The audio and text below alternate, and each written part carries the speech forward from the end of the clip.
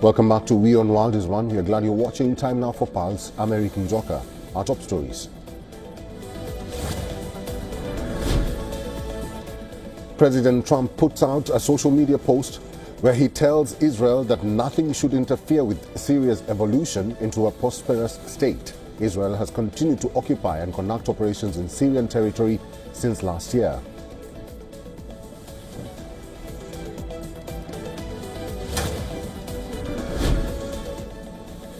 Indian Prime Minister Narendra Modi has offered sincere prayers and best wishes for Khaleda Zia's speedy recovery. The former Bangladeshi Prime Minister is reportedly in a critical condition.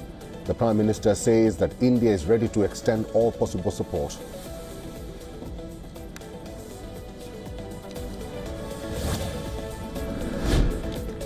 EU Foreign Policy Chief Kaja Kallas warns that talks between Russian President Vladimir Putin and US envoy Steve Witkoff risk ramping up pressure on Ukraine to make concessions.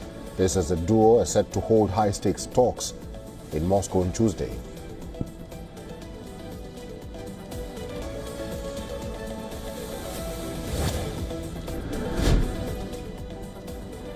A US court disqualifies Alina Harber, a former personal lawyer to Donald Trump, says she was unlawfully appointed as a top federal prosecutor in New Jersey.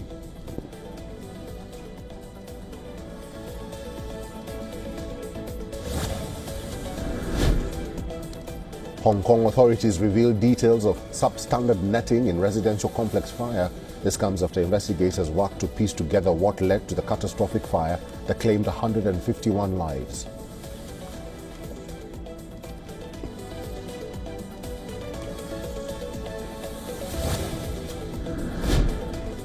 Bulgaria releases Eurocoin starter sets ahead of the country officially adopting the euro in 2026. Each set is priced at around €10 and is available for individuals and companies to purchase.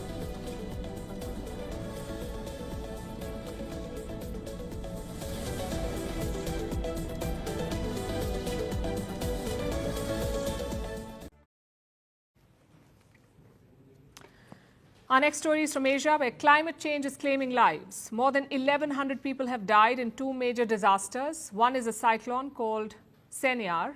It has hit parts of Southeast Asia. It's a rare storm that formed in the Malacca Strait, and within a week it has flooded Indonesia, Thailand and Malaysia. The second disaster is Cyclone Ditwa. It hit South Asia. It formed over the Bay of Bengal, smashed into Sri Lanka, triggered landslides, submerged towns and even cut off power. India too has been hit by this cyclone. The state of Tamil Nadu has been seeing heavy rainfall, and across both regions, the human cost continues to rise. Hundreds of people are missing and millions have been displaced. Here's a report. Asia is facing two major flood disasters at the same time. One in Southeast Asia and another in South Asia. Two different storms, two separate systems, but already 1,100 lives have been lost. The Southeast Asian disaster was driven by Cyclone Senyar and intense monsoon rain. This rare system formed in the Malacca Strait. It brought destructive floods to Indonesia, Thailand, and Malaysia over the same week. Indonesia has suffered the heaviest losses. Sumatra saw widespread landslides and sudden flash floods. Rivers burst their banks, roads and bridges collapsed, villages were buried under mud. At least 600 people have died. More than 450 are still missing, and over 575,000 people have been evacuated. The Indonesian military is using helicopters to deliver aid to desperate communities. The government has also deployed warships and hospital ships to the worst-hit coastal regions.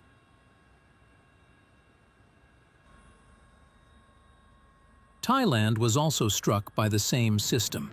The southern provinces saw severe flooding. Songkhla province recorded a once-in-300-year rainfall. Floodwaters exceeded 8 feet in parts of Hat Yai city. At least 176 people have died. almost 2.8 million people have been affected. Authorities have airlifted patients from flooded hospitals. Supplies, including oxygen tanks, have been flown to cut-off communities struggling to survive. Malaysia, too, has experienced heavy flooding from the same storm. The northern state of Perlis was hit hardest. Thousands were moved into evacuation centers, and 2 deaths have been confirmed. Meanwhile, a separate storm hit South Asia. Cyclone Ditwa formed over the Bay of Bengal. It made landfall in Sri Lanka last week. It triggered landslides. It submerged entire towns. And it disrupted power and communication lines, leaving thousands in the dark. Sri Lanka's death toll has risen to 355. At least another 366 people are missing. More than 1.1 million people have been affected. Thousands are in shelters. And here, too, the military is using helicopters to drop food, fuel, and medicine to stranded families. Sri Lanka's president says the country faces the most difficult rescue operation in its history. As a country, we are facing the largest and most challenging natural disaster in our history. We also recognize that what we are undertaking is the most difficult rescue operation in our nation's history. This is the first time the entire country has been struck by such a disaster. India has stepped in to help its neighbor in crisis. New Delhi launched Operation Sagar Bandhu.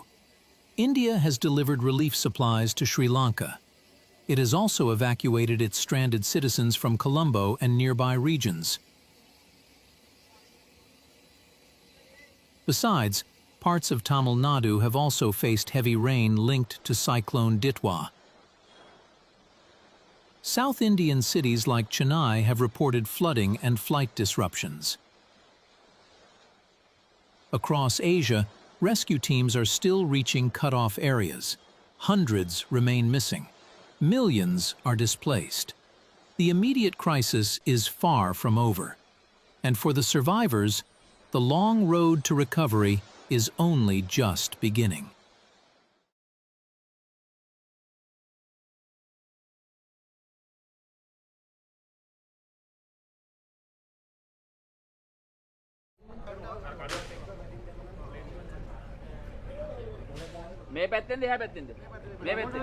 වැස්ස දැන් දවස් 3-30 විතර හැක දිගටම වැස්සනේ වහි පායන්නේ නැතුවම ඊට පස්සේ ඉතින් අපි ටීවී එකෙන් එහෙම බැලුවා වතුර මේ දානවා කියලා කිව්වට එච්චරම අපි හිතුවේ නෑ ගොඩාක් වතුර දායි කියලා. වෙනද වගේම අපි මේ බඩු අස් කරගත්තා පලංචි ගෙනල්ලා උඩ දාලා බඩු තිබිච්ච උඩට දැම්මා. ඒ දැම්මට ඉතින් කිසිම වැඩක් උන්නේ නෑ. දැන් බලනකොට ඔක්කොම වතුරට යට වෙලා තියෙන්නේ.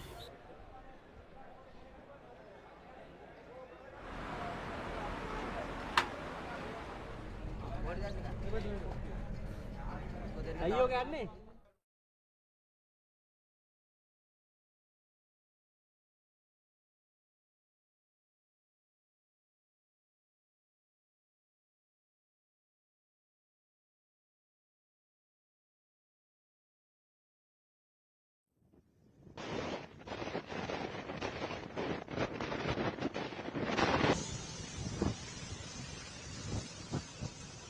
pas lututnya lagi bang. Ini bangunannya ada di sini. Ini musola, rumah orang tua, gilingan padi, rumah adik sama rumah orang mak tua. Sekarang udah rata semua sama air. Padi rosak tu, sedih tu tak sangka dah. Nangis pun kami tak boleh buat apa dah. Cuma mula lain lah. Start buat lain.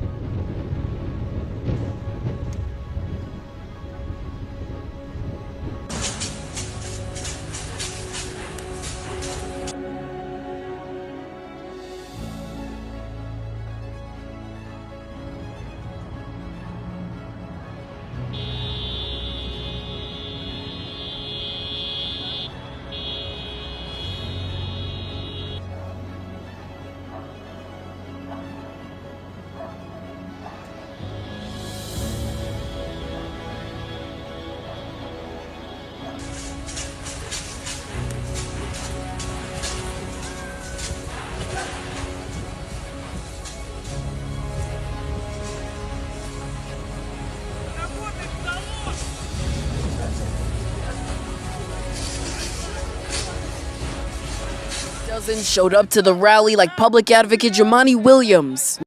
We will not apologize for being black and brown. No. We will not apologize for being immigrants.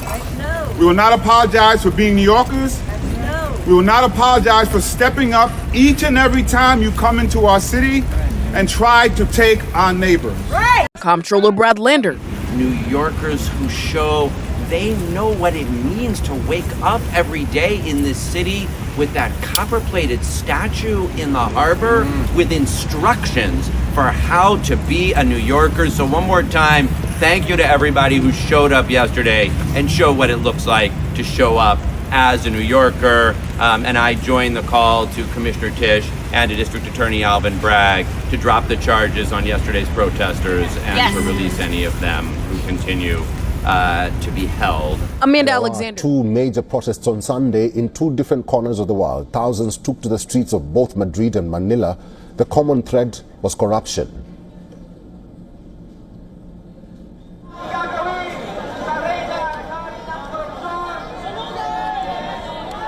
This effigy is supposed to be depicting the president and the vice president of the Philippines. That's meant to be President Ferdinand Marcos Jr. wearing the crown, and beneath him is a depiction of Vice President Sara Duterte with a bag of money near her face. Both leaders are shown as being fused with crocodiles because crocodiles here symbolize corruption. The demonstrators proceeded to tear the effigies apart with hammers and sickles.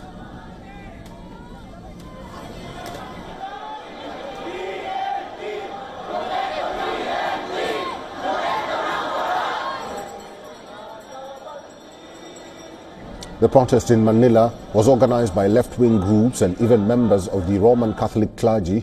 They were marching against the so-called Ghost Flood Control Project scam. In July, President Marcos himself had raised alarms over irregularities in flood control projects. Reports say that almost 10,000 flood control projects are being investigated. They collectively cost about $9 billion. Since the investigations began, allegations have been cast against key Marcos allies and even the president. Lawmakers are said to have received millions in kickbacks from flood projects, or in some cases, they budgeted for multi-million-dollar projects that did not really exist. So the name Ghost Projects. Repeated floods in the Philippines this year led to the loss of hundreds of lives. This has led to widespread anger in the country that we just saw pouring out.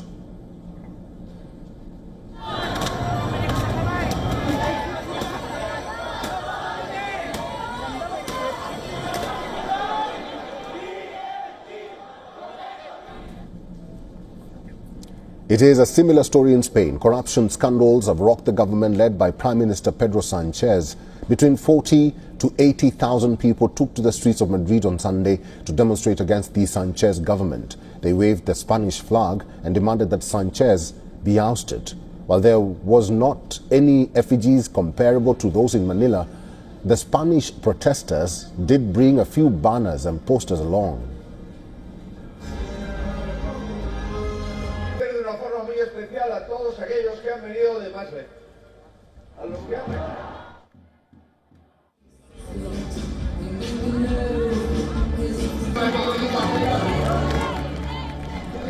The Madrid protest was organized by Spain's main opposition party, so there were political speeches as well. The trigger for the Spanish protest was a court ruling from last Thursday. The former transport minister of the Sanchez government was sent to pre-trial detention without bail. He's accused of pocketing millions of euros during the COVID-19 pandemic. This is allegedly because he rigged contracts for masks and other medical equipment during the pandemic years. Spanish prosecutors are trying to get him sentenced to 24 years in prison for the corruption. The court order for the former minister's detention is what sparked the demonstration. It adds to the slew of cases against people close to Sanchez, most notably including the Prime Minister's own brother and his wife. They have been accused of peddling their influence and also embezzling state funds. Spain's opposition party says that the entire Sanchez government is tainted and they are calling for snap elections. And clearly, thousands of Spaniards support this call. I'm David Enders, and this is The Take. As Israel's war on Gaza, Lebanon, and Syria continues, we're coming to you on Sundays with a weekly roundup.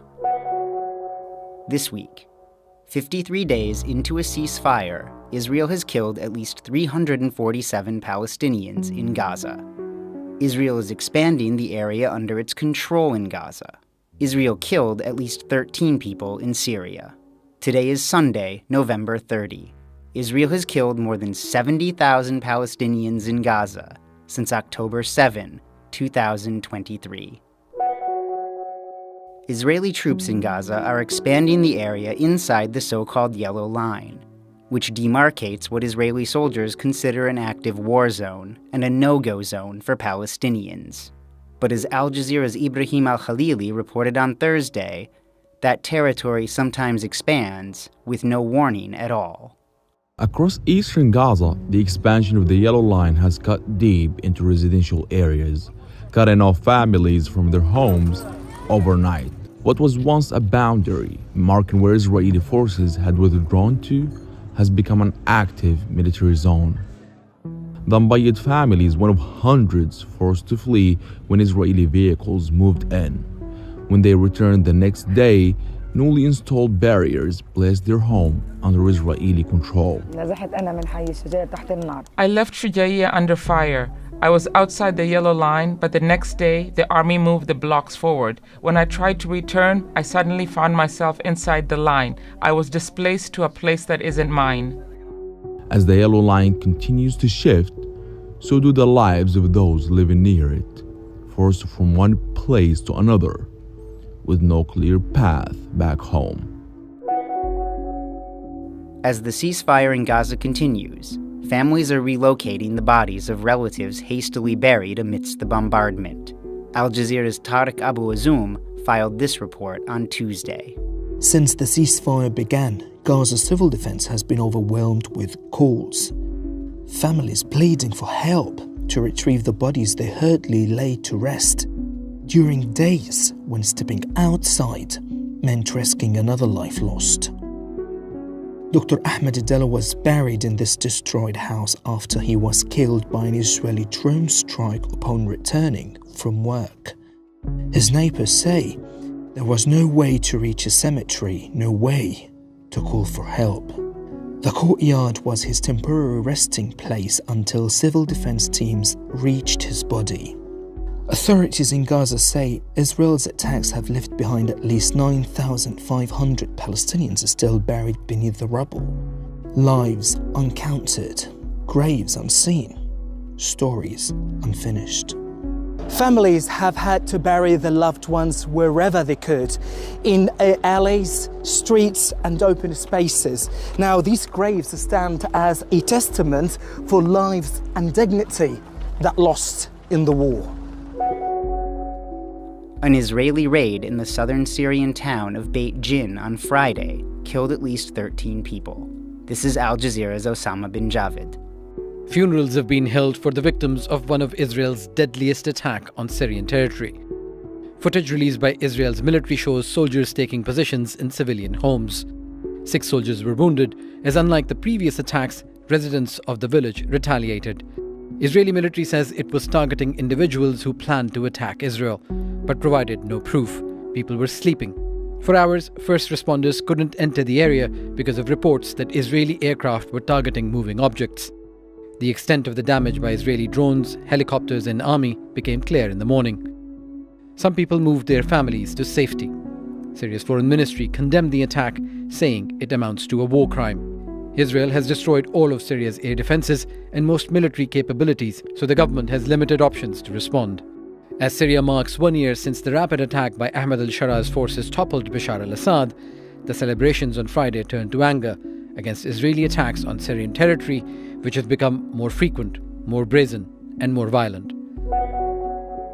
In Lebanon, Hezbollah is threatening to break a ceasefire after Israel killed one of its military commanders in Beirut's southern suburbs on November 23. Here's Al Jazeera's Zena Khodr. Israel bombed this residential building in Beirut's southern suburbs and killed the chief of staff of its military wing. Many Hezbollah officials live here. Hezbollah called it a red line. But it's struggling. The group lost its main supply line for funds and weapons from Iran through Syria after the fall of the Assad regime. And Lebanon has banned planes from Iran on suspicion they are smuggling money. The question now is, will Hezbollah change its strategy or continue to absorb the attacks and wait for changes in the region, such as a possible deal between the United States and Iran, which could be to its advantage? The path forward is complicated, but what is apparent is that Hezbollah has lost its deterrence capabilities. And that's The Take for Sunday, November 30. Protesters stood outside a courthouse in Tel Aviv and chanted slogans on Monday as Israeli Prime Minister Benjamin Netanyahu arrived for a hearing in his trial over corruption charges. They are protesting against a request to be pardoned that Netanyahu submitted to Israeli President Isaac Herzog on Sunday. Yesterday, Benjamin Netanyahu, the so-called Prime Minister of Israel, requested to be exonerated from all his files. And we're here to say there's no such thing as being exonerated from files, from being a criminal.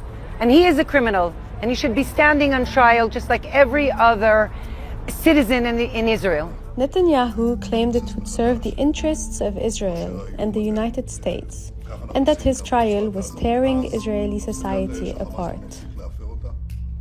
הגישו היום עורכי דינים בקשה לחנינה לנשיא המדינה.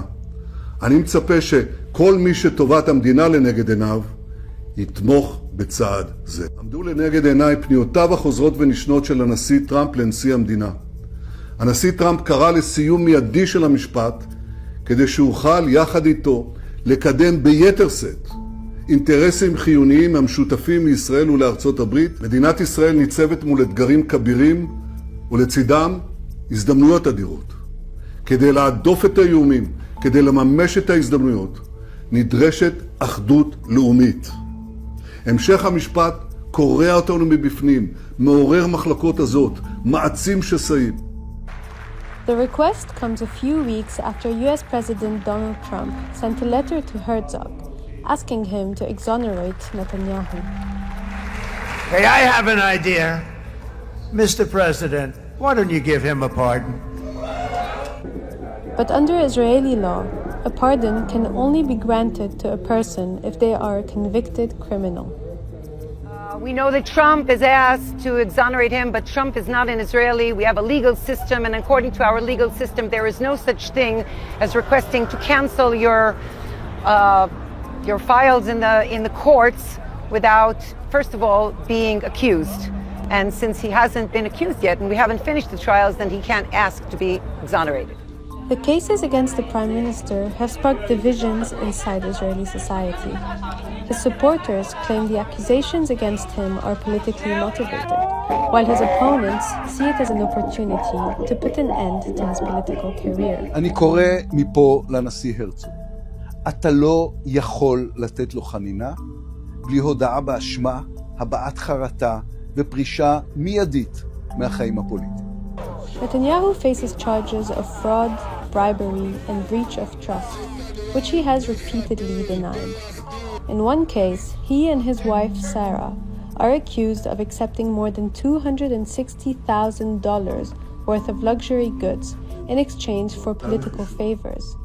And in two other cases, the Prime Minister is accused of trying to negotiate more favorable coverage from two Israeli media outlets. We'll fight them on the farm, we'll fight them in the towns, we'll get like the French and down with Starmer. We don't want to cause trouble, but then, you know, do we follow the French mentality and start spreading muck around this place? If they don't listen, we could become more like the French farmers. It wouldn't be through choice, it'd be because we were pushed that way. We're getting more and more people coming into the country, and we've got to feed them, but where's the food going to come from?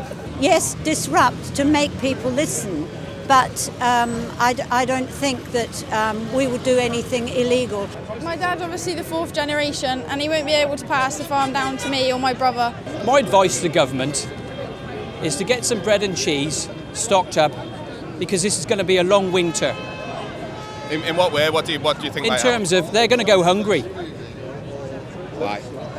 Well, we can stop. We can just close the gates. What happens when there's no food? There's only 6 days food left in the country. So if we all went to war tomorrow, we'd have 6 days food. That's it. If we just carry on saying, well, we're not going to give you any food, then they'll soon have to do something about it, because we're not going to back down. A dangerous idea is moving through Europe. A strategy once unthinkable is now being whispered in secured rooms. NATO commanders are now openly debating preemptive action before the next crisis strikes. Our next story takes a closer look at this dangerously escalating situation.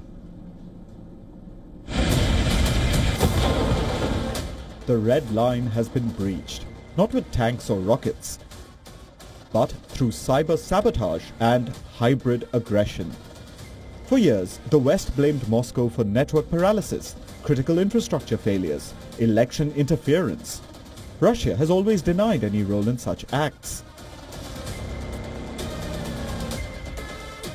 This wasn't war as defined by the history books, but it was war nonetheless. The retaliation was always constrained. But now, in the highly secure situation rooms of Brussels, the calculus has irrevocably shifted.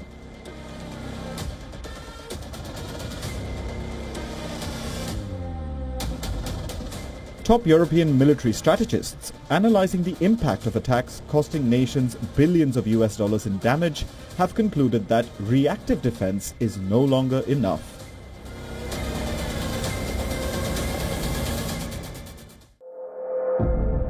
Admiral Giuseppe Cabo Dragone, chair of the NATO Military Committee, told the Financial Times that the Western military alliance is looking at stepping up its response to hybrid warfare from Moscow, which won't be reactive but proactive and aggressive. This means NATO would not wait for the next major cyber attack to land. Instead, if intelligence confirms an imminent threat, the alliance reserves the right to attack in the cyber realm before the attack is launched. The stakes are unimaginable. For the first time since the Cold War, the Western military alliance is officially discussing moving first. This is a direct challenge to the established tenets of deterrence, risking immediate, uncontrolled escalation. This comes at a time when NATO's European allies are feeling the heat after America is reducing its troop presence in the region. NATO's European partners are holding major drills. The aim of these new NATO drills is to practice rapidly moving troops to Romania and Bulgaria in the event of an attack. Some 2,400 French troops took part alongside contingents from allied nations, including Poland, Spain, Portugal and North Macedonia. Amid the rising tensions, Russia is keeping a close watch.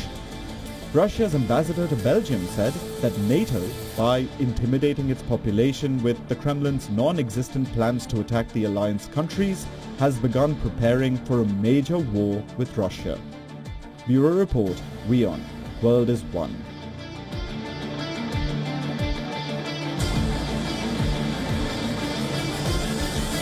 A dangerous idea moving through Europe, a strategy once unthinkable, is now being whispered in secure rooms. NATO commanders are now openly debating preemptive action before the next crisis strikes. Our next story taking a closer look at this dangerously escalating situation.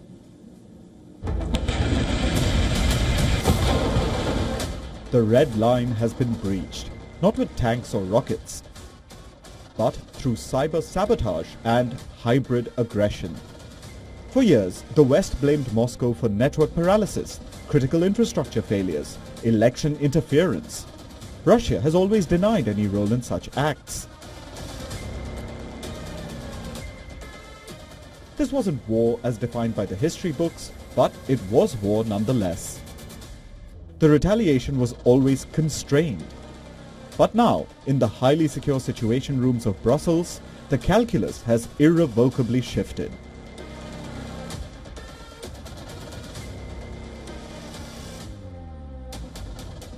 Top European military strategists analyzing the impact of attacks costing nations billions of US dollars in damage have concluded that reactive defense is no longer enough.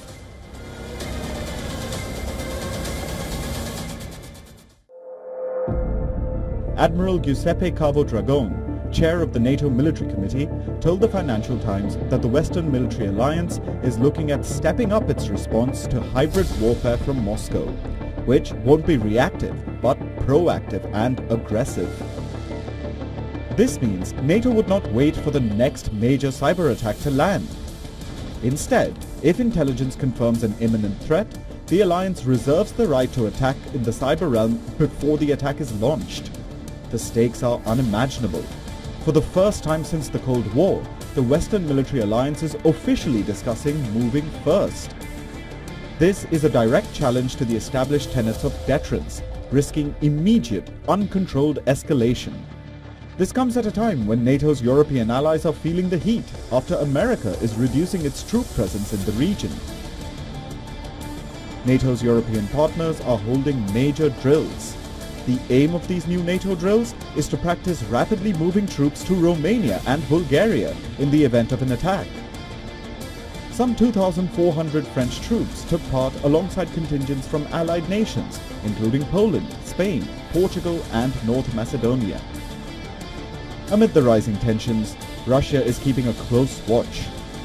Russia's ambassador to Belgium said that NATO, by intimidating its population with the Kremlin's non-existent plans to attack the alliance countries, has begun preparing for a major war with Russia. Bureau Report, WION, World is One.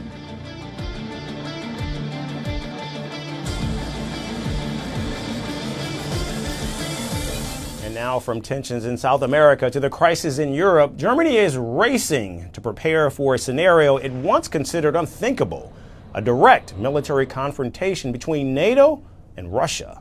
A classified 1,200-page strategy known as O-Plan DEU lays out how up to 800,000 NATO troops could be moved across Germany territory towards the Eastern Front if Russia launched an attack on the alliance.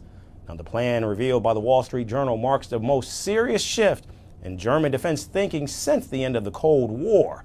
The report was drafted shortly after Russia's full-scale invasion in Ukraine back in 2022. A small team of senior German officers spent months designing a system that blends military, civilian, and private sector resources. In fact, the document is so sensitive that it's stored only on Germany's isolated red network far away from the internet. Blueprint maps out the movement of troops from western ports and airfields across Germany using roads, rivers, railways, and key bridges. It details how convoys would be protected from sabotage, drones, cyber attacks, and misinformation. And the plan also highlights a major weakness. Decades of underinvestment have left 20% of highways and more than a quarter of bridges in urgent need of repair. And to fix this, Berlin is preparing to spend 168 billion euros, or about 181 billion US dollars, on infrastructure by 2029, including more than $109 billion on railways and dual-use facilities. Ports in the North and Baltic Sea alone need $16.4 billion in upgrades. The goal is to prevent war by making it clear to our enemies that if they attack us, they won't be successful. Now, the urgency comes as European intelligence agencies warn that Russia could be ready to test NATO's borders far earlier than expected. In fact, some German officials point to espionage cases, sabotage attempts, and drone incursions as signs Moscow is preparing for confrontation. A possible ceasefire in Ukraine, they warn, could free up Russian troops and equipment for a much wider campaign across the continent. Countries are also preparing for worst-case scenarios. France plans to revive its military national service. Poland is expanding military training for adults. Several Baltic nations have pulled out of the Ottawa Convention banning anti-personnel landmines. The EU is also developing a new anti-drone shield to counter Russian threats. Germany's chancellor underscored the urgency last week, saying it's increasingly urgent for Europe to use frozen Russian assets to support Ukraine. He warned, quote, "The threats are real. We are not at war, but we no longer live in peacetime." End quote. We are trying to reach a joint solution within the European Union. Before the last council meeting, I proposed using such a loan against Russia's assets to finance Ukraine for the next 3 years. I see an increasingly urgent need to do this. Ukraine needs our support. Russian attacks are increasing. Winter is approaching, or rather, we are already in winter, and I therefore hope that we can reach a joint solution within the European Union. Damit dies wirklich auch im großen Konsens in der Europäischen Union beschlossen werden kann. Europe is now rebuilding structures it once dismantled because the question no longer seems to be if the continent will be tested, but a matter of when.